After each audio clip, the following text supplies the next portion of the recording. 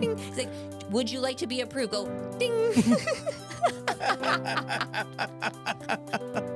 Approved, ding. Oh my gosh, we just gave you a new creative idea. I see it. We're working on that. Oh. So stay tuned. Get ready for that one. The I Dream a Genie of home loans. Buying a home isn't just about numbers. It's about moving your life forward. Welcome to the Wright Move podcast, where mortgages meet lifestyle. I am Kendra Wright, and with over a decade of experience and more than 900 loans funded, I've seen firsthand how the right guidance can change everything. We're here to simplify the process, build confidence, and help you make smart moves for your future, because your next move should always be the right one. Hey everybody, welcome back to the Wright Move podcast. I'm your co-host, the man behind the desk, Julian Velasquez. And as always, sitting across from me is the woman that's helping you achieve homeownership in the beautiful state of California, your host, Kendra Wright. Today, we're breaking down the full refinancing process, from the first phone call to funding, and how to know when it's the right move for you. All right, Kendra. Well, in today's episode, we're talking about refis. Do you know what a refi is? Oh, it's where you already locked in your mortgage. So you already have a mortgage? Do you have a mortgage? Yeah. Okay. You have a mortgage. You're making mortgage payments. Okay. You're probably making them for maybe a couple of years now. And Possibly. all. And, when you got your mortgage, it was probably around, we'll say 7%. And as today, we're looking at interest rates being like in the 6s. You may have called me up and say, Julian, I noticed that your rate was at 7% when we first initially got your home. Rates we're looking at around 6.5. Would you be interested in refining to get a lower rate? Good job, Julian. Bravo. Oh, do I get a round of applause? Yeah, I'm very impressive. Halfway through that, I was like, oh, you're giving me that look. And I was like, okay, I hope I'm on the right track. Well, if you weren't, I would help explain the right track. But no, that was very good. That is a good, very quick to the point explanation of. Well, now let's talk to our viewers about refinancing and how we can help lower their interest rates. Well, there's multiple reasons to refinance. It's either, yes, initially lowering your interest rate. Secondly, cash out. Changing your loan terms. Maybe you're in a 30-year, go to a 15-year. You need to add or remove someone to the loan. I mean, life happens, and that's when a refinance comes in. And, that's many different options to refinance. So let's go on we call it each case study. So lower my interest rate. Talk about some, prime examples of that. Well, prime example is I just recently closed a past client, a very happy repeat client. We did an initial refinance at the beginning of this year. She needed to pull some cash out to, pay off some of her high interest credit card debt. Plus, she also needed to remove her parents from the loan. So even though she was going up in interest rate at that point, it was a net financial benefit to her to actually do a refinance at a higher interest rate, because she consolidated over $30,000 worth of debt. And she was able to remove her parents, who are getting a little older and didn't want that financial responsibility off of the loan. Over the last 6 months, we have seen interest rates continue to trend down. Her credit scores went up because she paid off all that high interest credit card debt. So her scores jumped up into the high 7s after, eliminating all that debt. And because we had such a great relationship, and I was monitoring, where the rates were, and said, okay, once the rates improve, let's look into refinancing you. So she refinanced at the beginning of 2025 with a rate in the mid to high 7s, full disclosure, okay? Because her credit wasn't the best at the time. Her loan to value, credit, cash out. So yes, her rate was in the 7s, right? But overall, she was saving hundreds, almost thousands of dollars a month to do the cash out refinance to eliminate her monthly debts. Because how easy it is. How hard is it to pay off credit card debt? Oh, it's crazy, especially in how high interest. Can't keep up. Credit cards are like 24% or more, right? So, when can you ever get ahead of this? So it made the most financial sense for her to do a cash out refinance, even though the rate wasn't, 3 or 4 or 5%. But again, a 7% interest rate range compared to 24 plus. How does that? It makes a big difference. Well, we talk about the net tangible benefit. Yes. And that benefit could be so many different things where you look at, so many different things. Like you explain, just because I go from a 7 to a 6.75, we'll call it that. But at least I could probably take some money out to pay off that high interest credit card debt. That's That's a benefit. That is a huge benefit. So it is a benefit. So going back to this case study, because it's a two-parter. So yes, beginning of 2025, she did a cash out refinance with the rates in the 7s, consolidated her credit card debt, got her parents off the loan. Then her credit scores improved. Yay. But then I was watching, as like you said, rates have been improving. And so I said, hey, you need to get a new application in. We need to make sure you're ready to go so we can pull the trigger when it makes the most financial sense to do so. So what did we do? Been monitoring the rates. And I said, okay, we got to pull the trigger. And she's like, but I'm still waiting. I'm like, waiting for what? I said, I'm waiting for 4% again. oh, yes, we'll be waiting. It's like the violin, anyway. I think we'll be waiting a long time if that ever happens.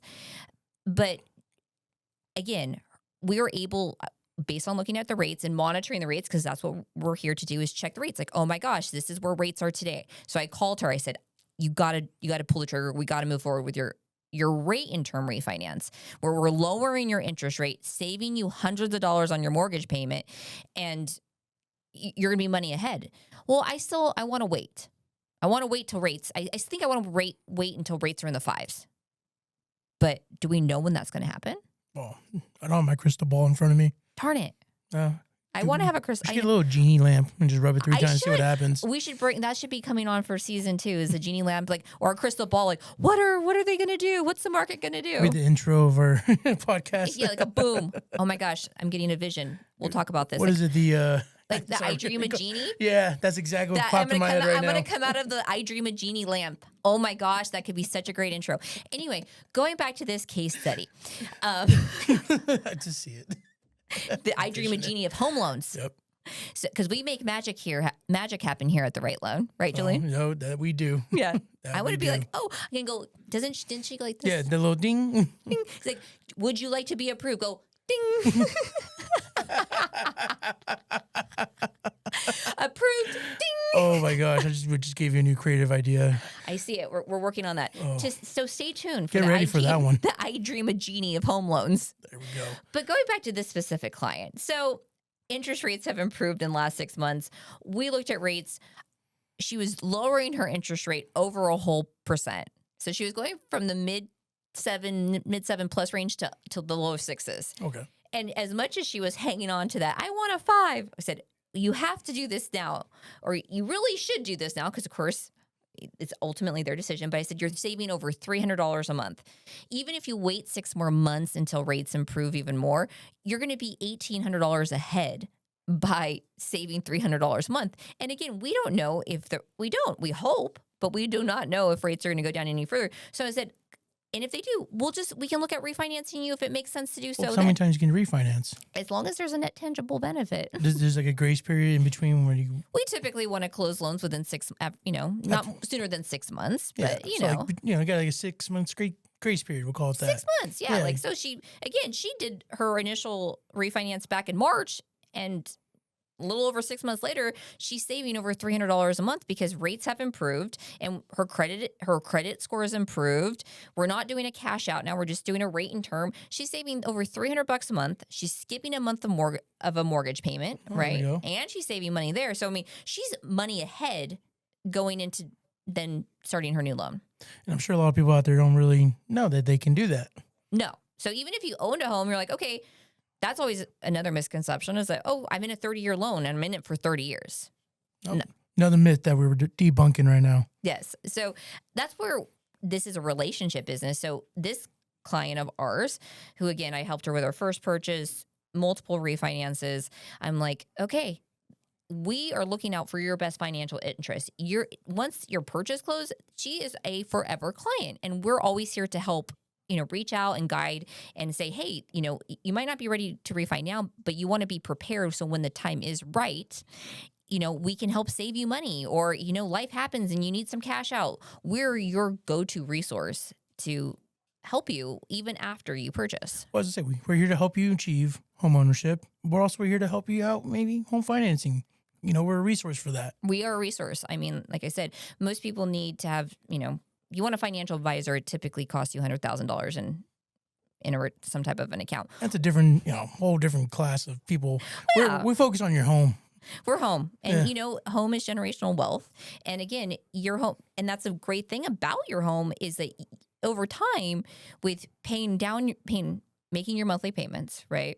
Then you're building equity, right? You're building every month, you're making that payment that you're paying down that principal, chipping away at it little by little.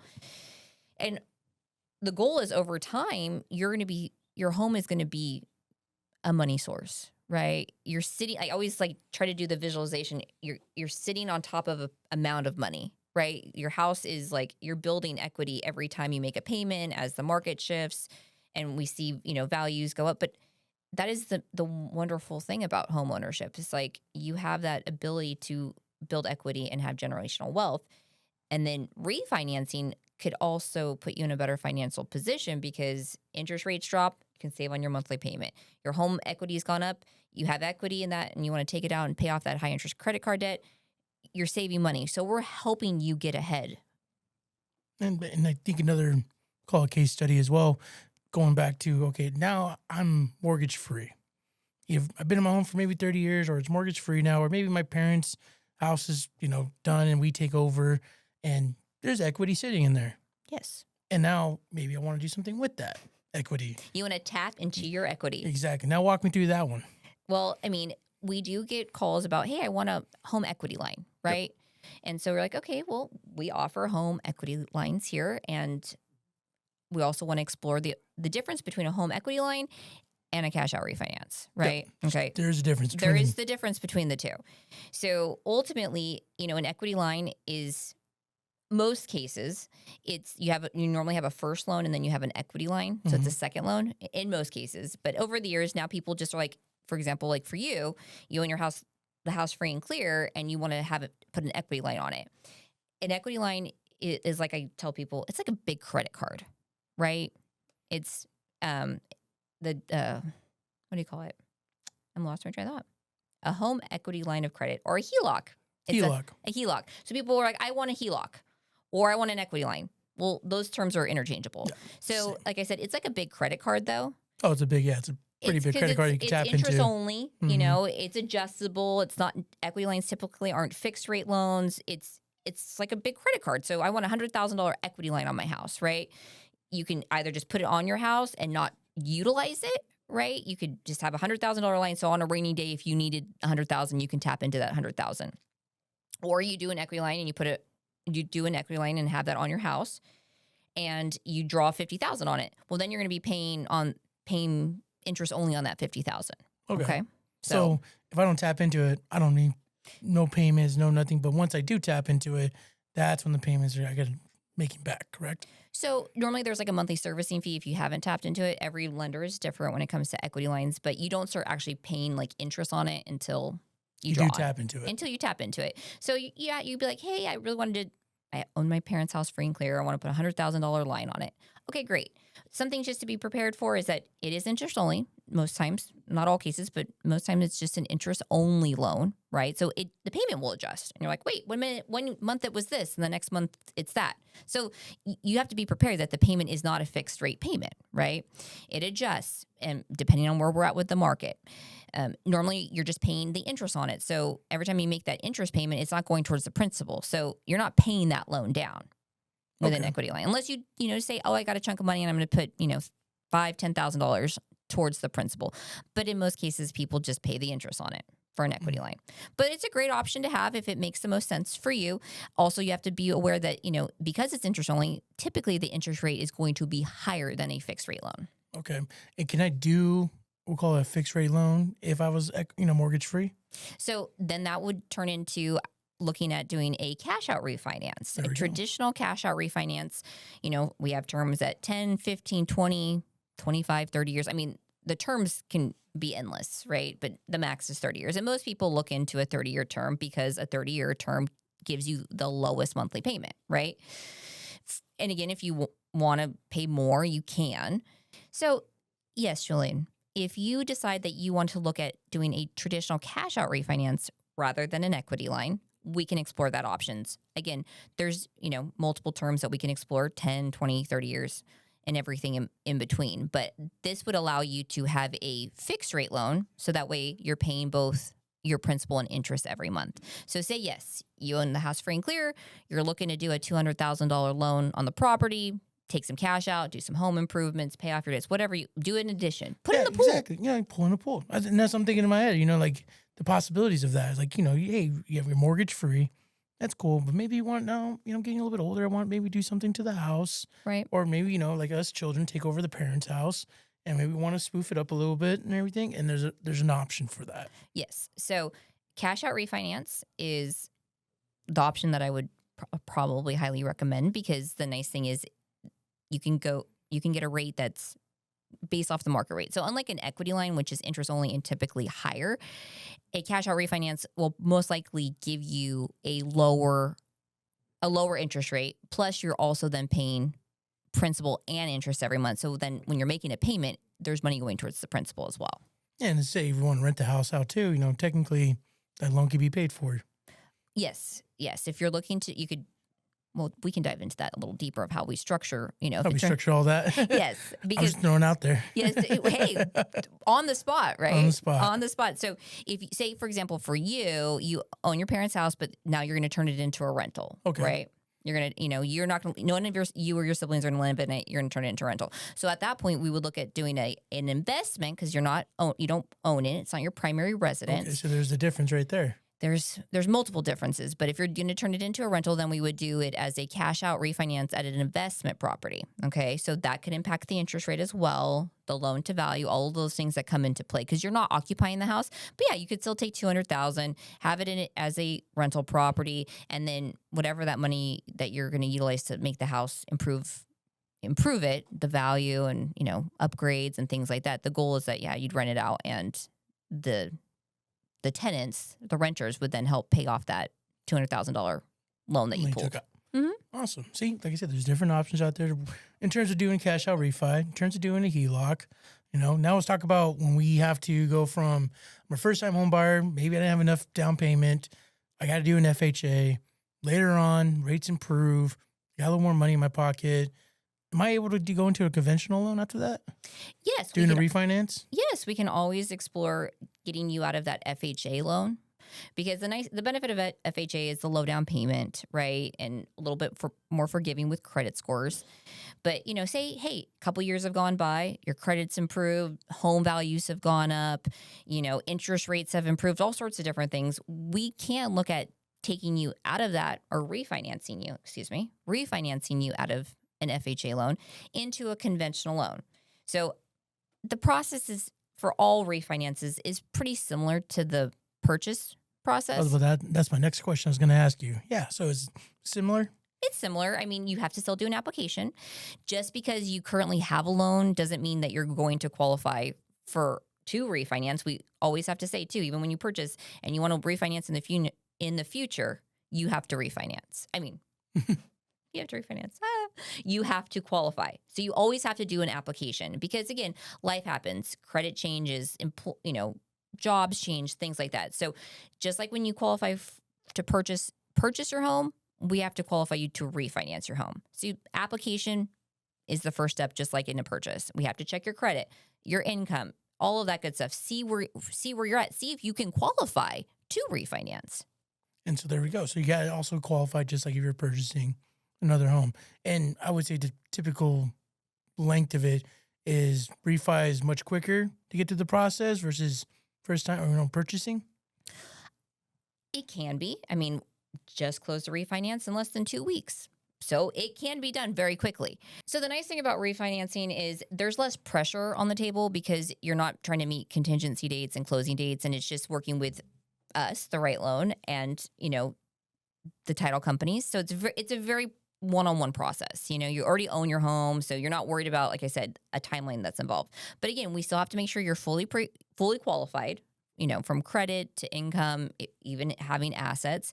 And it can get done in less than 30 days. We just did one right now that closed in 2 weeks because we did not need an appraisal. So the time, again, it goes back to how quickly can you get us everything, right? Okay. And then going back on the appraisal, so it sounds like I don't always need an appraisal.